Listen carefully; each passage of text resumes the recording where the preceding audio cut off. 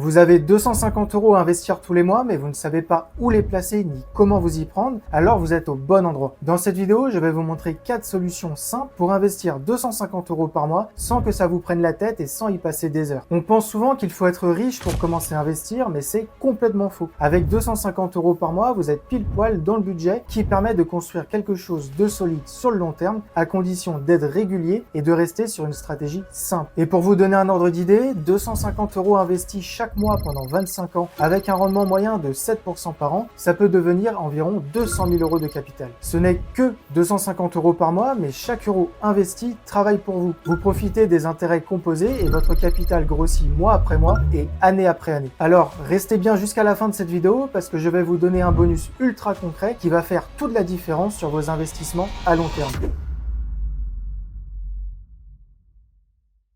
La bourse, c'est un incontournable pour faire fructifier son argent sur le long terme, parce que vous investissez directement dans des entreprises qui créent de la valeur année après année. Depuis sa création en 1987, le CAC 40, qui reproduit la performance des 40 plus grandes entreprises françaises, affiche un rendement annuel moyen d'environ 5,63% et de 8,96% avec les dividendes réinvestis. Concernant le S&P 500, il reproduit la performance des 500 plus grandes entreprises américaines et il affiche un rendement annuel d'environ 10% par an depuis sa création en 1957. Comme vous pouvez le constater, les marchés financiers ont fait leurs preuves et en France, l'un des meilleurs moyens de profiter de cette création de valeur, c'est d'ouvrir un plan épargne en action. Le PEA, c'est l'enveloppe fiscale que tout investisseur français devrait ouvrir pour commencer à investir en bourse. Parce qu'après 5 ans de détention, les gains ne sont taxés qu'à hauteur de 18,6% avec les prélèvements sociaux, au lieu des 30% avec la flat tax et le compte titre. Sur 100 000 € de plus-value réalisée, cela représente une économie de presque 13 000 € d'impôts, c'est énorme. Concrètement, la meilleure stratégie à mettre en place pour commencer à investir en bourse, c'est d'ouvrir un PEA chez un courtier sérieux comme Bourse Direct, Boursorama ou encore Fortunéo et de programmer un virement pour investir automatiquement dès que vous recevez votre salaire. Ensuite, vous avez deux options, acheter des actions ou investir via des ETF. Alors attention, 250 € c'est un petit budget, donc si vous décidez d'acheter des actions, vous pouvez être rapidement limité à quelques entreprises et ça peut poser des problèmes niveau diversification. Avec 250 € par mois, vous pourrez acheter des actions de l'entreprise Total Energy, BNP Paribas ou encore Vinci, mais vous ne pourrez pas acheter des actions LVMH par exemple parce que l'action est proche des 550 €. Le problème d'acheter directement des actions, c'est que vous allez devoir miser sur les bonnes entreprises pour gagner de l'argent et vous allez devoir sélectionner plusieurs entreprises pour diversifier vos investissements dans l'industrie, la tech, le luxe et les bancaires par exemple. Alors honnêtement, investir sur des actions c'est faisable, mais ça demande plus de boulot, plus de discipline et ça demande aussi de faire quelques erreurs au début et donc de perdre un petit peu d'argent. Et c'est là que les ETF interviennent. Un ETF, c'est un panier qui contient des dizaines, voire des centaines d'entreprises. Donc quand vous achetez une seule part d'un ETF, vous investissez automatiquement sur toutes les entreprises qui le composent. Par exemple, si vous investissez sur l'ETF MSCI World, vous allez investir en une seule fois sur plus de 1400 entreprises et 23 pays. Vous allez donc investir directement sur les États-Unis, le Japon, la France, l'Allemagne et la Suisse par exemple. Et en plus, vous allez être exposé à tous les secteurs d'activité au monde, comme la tech, la finance, l'industrie, la santé ou encore l'énergie. Donc avec une seule transaction et une seule part d'un ETF, vous investissez sur les meilleures entreprises au monde et vous n'avez rien de plus à faire. Il faut savoir qu'il existe des dizaines et des dizaines d'ETF qui permettent d'investir sur l'Europe, l'Inde ou encore les États-Unis, mais aussi sur la tech, le luxe et le secteur de l'eau par exemple. Avec un ETF, vous n'avez pas à choisir individuellement les entreprises sur lesquelles vous allez investir et vous n'avez rien à gérer parce que les entreprises qui sous-performent le marché sont remplacées automatiquement par des entreprises qui font beaucoup mieux. Et il faut bien comprendre que les ETF, c'est une recette magique parce que très peu d'investisseurs professionnels et fonds d'investissement arrivent à obtenir de meilleures performances sur le long terme. Bon, si vous investissez 100 ou 200 € par mois sur un ETF, vous ne deviendrez pas riche, mais ça vous permettra de vous familiariser avec les marchés financiers et de partir à la retraite avec un beau capital. Alors attention, la bourse et les ETF ont fait leurs preuves, mais ce n'est pas magique. Les marchés financiers sont volatiles, ils montent et ils descendent, parfois violemment, et c'est pour cette raison qu'il est important d'y investir à long terme. Si vous commencez à investir en bourse aujourd'hui, votre horizon d'investissement doit être d'au moins 5 à 10 ans au minimum.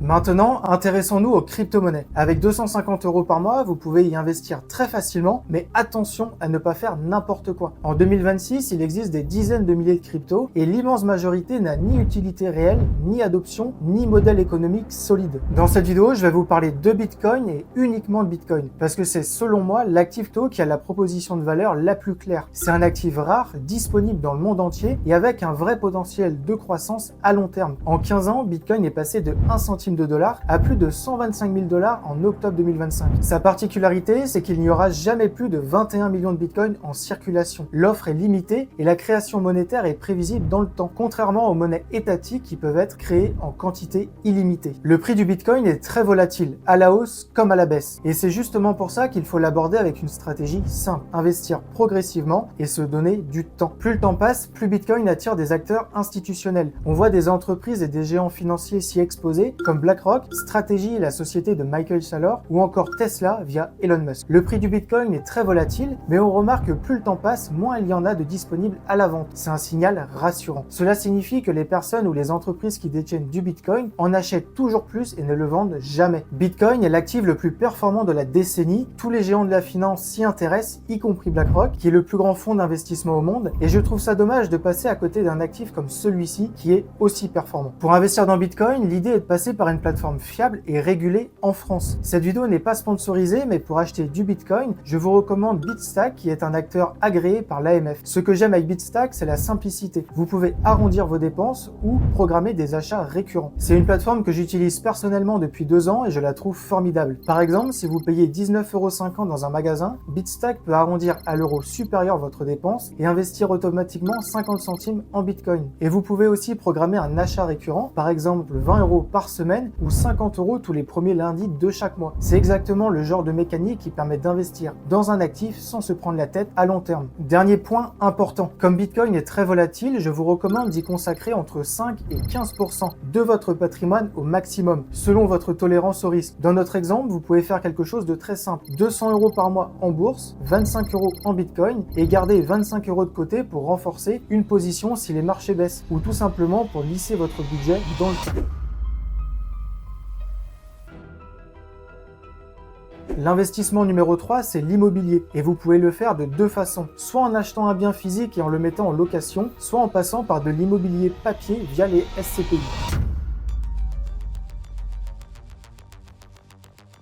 Vous pouvez investir dans l'immobilier physique en achetant un appartement ou une maison avec un crédit, puis en louant le bien à une personne seule, à une famille ou sous la forme de la colocation par exemple. J'investis personnellement dans l'immobilier, j'ai 2 appartements et 2 garages en location et je vous ai présenté mes projets dans 2 vidéos. Je vous parle des négociations, des travaux et de tous les chiffres, donc si ça vous intéresse, je vous invite à aller les voir. Avec cette solution, je sors un peu du contexte de cette vidéo, mais si vous avez 250 € d'épargne mensuelle, c'est sûrement parce que vous avez un salaire fixe et donc la possibilité d'aller voir une banque pour financer l'achat d'un investissement locatif. Contrairement à la bourse, ici vous pouvez utiliser l'effet de levier. La dette vous permet d'investir avec de l'argent qui ne vous appartient pas et les loyers que vous allez recevoir vont servir à payer une partie ou la totalité de votre crédit. C'est l'un des leviers les plus puissants pour s'enrichir, mais bien sûr ce n'est pas sans risque. Vous devez bien comprendre que l'immobilier c'est un vrai métier, avec des visites, de la négociation, des dossiers bancaires à créer, des travaux et des locataires à gérer et beaucoup d'imprévus. Ça prend du temps et une seule erreur peut coûter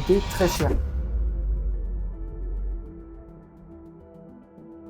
Si vous ne voulez pas vous prendre la tête avec les travaux, la gestion d'un bien et les impayés, il existe un deuxième moyen d'investir dans l'immobilier, les SCPI. Concrètement, avec 250 € par mois, vous pouvez investir dans de l'immobilier professionnel avec des bureaux, des commerces et des hôtels sans avoir à gérer quoi que ce soit. Le fonctionnement d'une SCPI est assez simple à comprendre. La société de gestion va récolter des fonds auprès des investisseurs comme vous et moi et va réinvestir cet argent en achetant des biens immobiliers. Ça peut être des immeubles, des bureaux, des commerces ou des hôtels situés en France, en Europe ou aux États-Unis par exemple. En tant qu'investisseur, vous devenez propriétaire d'une partie de ce parc immobilier et vous recevez une partie des loyers tous les mois ou tous les 3 mois en fonction de la politique de versement. Et contrairement à mon premier exemple avec l'immobilier physique, avec les SCPI, on confie la gestion du parc immobilier à une société de gestion. Donc on ne gère pas la recherche des biens à acheter, la paperasse, les travaux et encore moins les locataires. Par exemple, la société de gestion Quorum propose 4 SCPI. Et si on prend l'exemple de Quorum XL, elle se compose de 89 immeubles immeubles et de 230 entreprises qui œuvrent dans l'industrie, la logistique, le commerce ou encore la santé et l'éducation dans 11 pays différents. Le prix de la part est de 195 €, donc vous pouvez acheter une part tous les mois par exemple, et le taux de rendement interne est de 5,77%, ce qui est supérieur à la moyenne du marché. Pour conclure avec l'immobilier, je vous recommande quand même de garder en tête l'investissement locatif avec un appartement parce que c'est un bon moyen pour investir avec de l'argent qui ne nous appartient pas et parce qu'on fait un crédit auprès d'une banque et aujourd'hui lever de la dette pour s'enrichir, c'est indispensable. Mais je ne vais pas vous mentir, l'immobilier c'est un métier qui nous réserve des surprises. Vous pouvez avoir des travaux à gérer, des imprévus comme des fuites d'eau et des loyers impayés. Et si vous voulez quelque chose de plus passif, les SCPI peuvent être un bon compromis. Je vous conseille simplement de bien analyser les SCPI avant d'y investir et de faire attention aux frais que vous allez payer et ne misez pas seulement sur de jeunes acteurs. C'est d'ailleurs pour cette raison que je vous ai parlé de Quorum parce que c'est le leader européen et il existe depuis plusieurs années.